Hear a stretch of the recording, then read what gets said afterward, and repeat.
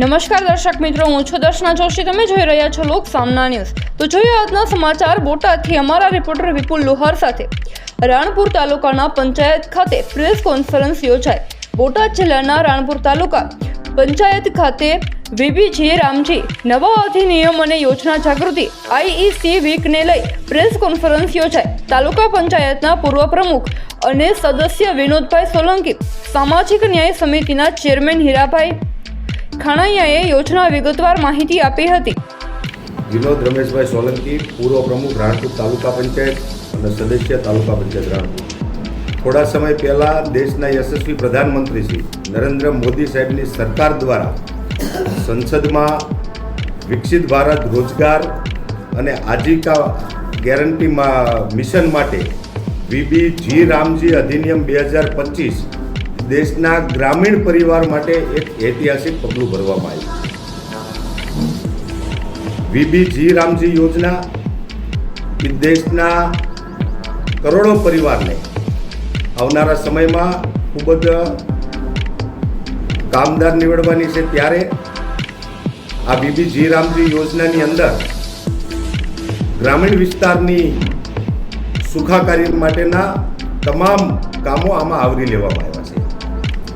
VBG Ramji યોજનામાં ખાસ કરીને ગ્રામ્ય કક્ષાએ જળ સંચયના કામો, ખેડૂતોના વ્યક્તિગત કામો, ખાસ કરીને ખેડૂતોની જમીન સુધારણાના કામો, કેટલ શેડ બનાવવાના કામો, ખેતરને આજુબાજુમાં પાળા બનાવવાના કામો અને ખાસ કરીને હાલમાં જે જરૂરિયાતો છે એવા ઘાસચારાના કામો પણ થઈ શકે એવું આમાં વીબીજી રામજી યોજનાની અંદર ખાસ કરીને આવરી લેવામાં આવ્યા છે. આ યોજનાથી લોકોને શું ફાયદો અને કેટલો ફાયદો થશે? ખાસ કરીને પહેલાં મનરેગા 2005માં જ્યારે આયોજનમાં લેવામાં આવ્યું હતું ત્યારે એમાં 100 દિવસની રોજગારી આપવામાં આવતી. આ વિકસિત ભારત જી રામજી યોજનાની અંદર 125 દિવસની રોજગારી આપવામાં આવશે. પહેલાં મનરેગાની અંદર પેમેન્ટ કરવામાં, એના બિલના ચૂકવણા કરવામાં ટેકનોલોજી આધારિત જ્યારે નહોતું ત્યારે એમાં ખૂબ મુશ્કેલો ઊભી થતી હતી. પરંતુ વિકસિત ભારત વીબીજી રામજી યોજનાની અંતર્ગત ટેકનોલોજી અને AI આધારિત ટેકનોલોજીમાં એનો સમાવિષ્ટ કર્યો છે.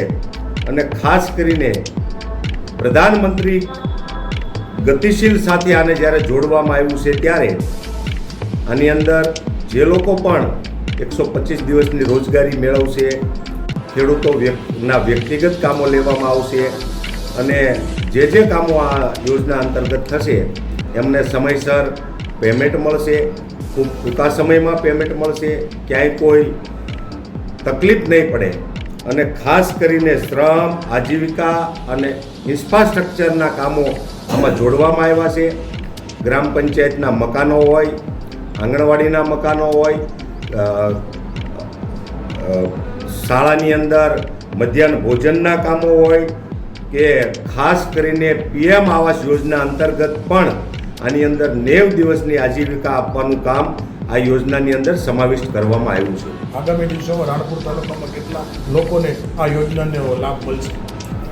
ખાસ કરીને આ યોજનાની વાત કરું તો વિકસિત ભારત વીબીજી રામજી યોજનાની અંતર્ગત 125 દિવસની રોજગારી મળવાની છે સામાન્ય પરિવારોને.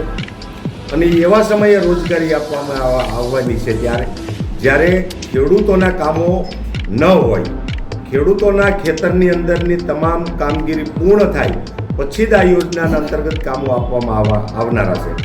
જેમ કે જ્યારે ખેડૂતોના કામો ચાલુ હોય ત્યારે આ યોજના બંધ રાખવી અને ખેડૂતોના કામોમાંથી જ્યારે શ્રમ કરતા પરિવારો જ્યારે ફ્રી થાય ત્યારે 125 દિવસની રોજગારી આપવામાં આવશે. અને એના અંતર્ગત વિવિધ ઘણા બધા કામો જે શ્રમ કરનારા પરિવારને તો કામ લાગશે, પણ વિકસિત ભારત 2047નું જે સપનું છે એ સપનું સાકાર કરવા માટેના એ સામાન્ય પરિવારના હોય, ખેડૂતોના હોય, ગ્રામ વિકાસના હોય, ગામોના વિકાસના હોય, સામાન્ય પરિવારના વિકાસના કામો હોય કે હરેક પરિવારને લાગુ પડતા એવા ઇન્ફ્રાસ્ટ્રક્ચરના કામો હોય, મેં પહેલાં કીધું એમ સ્કૂલ, મકાનો, મધ્યાહન ભોજન, પ્રાથમિક શાળાઓ અને ગામને લગતા વિવિધ વિકાસના કામો એ પણ આ યોજનાને ખાસ કરીને આ યોજનામાં સમાવેશ કરવામાં આવ્યો છે. તો ફરી મળીશું એક નવા સમાચાર સાથે. ત્યાં સુધી જોતા રહો લોક સામના ન્યૂઝ.